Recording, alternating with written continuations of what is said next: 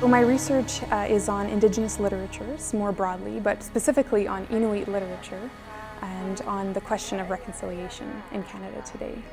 The most recent project has been this book, Life Among the Qallunat. Qallunat means white people or Southerners.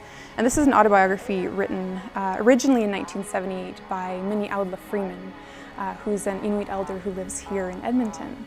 And she wrote the book after having moved from James Bay to Ottawa to work as a translator for the government.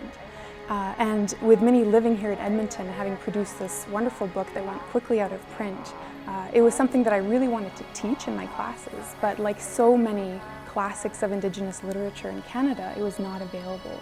And this was one of the texts that people were keenly interested in. Minnie writes about not only her life among the Qallunat, among the people of the South, and all the interesting and baffling things she sees down here, but she also writes about her people of James Bay, what it was like to grow up there, what it was like to go to residential school there, and finally to settle in the South. So it seemed really important to me that this text be available again. I think we have a tremendous amount to learn from those relationships, and also to learn from Minnie's relationship with the Southerners that she encounters and the way that she kind of reconciles herself to living in this strange place, even today. I am also currently working on a large collaborative project on the question of reconciliation in Canada, and in particular how Indigenous arts can intervene into the conversation around reconciliation, particularly following the Truth and Reconciliation Commission on Indian Residential Schools, but not only restricted to that history.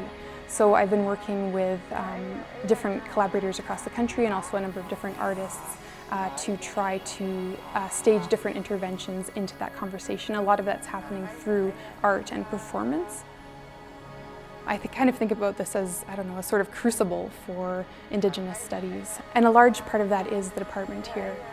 I was not expecting to find as many allies and colleagues with sincere interest in Indigenous studies more generally.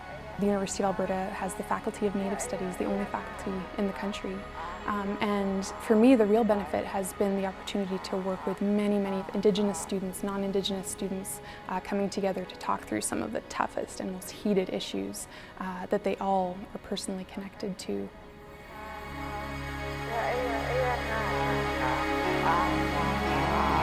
Bye.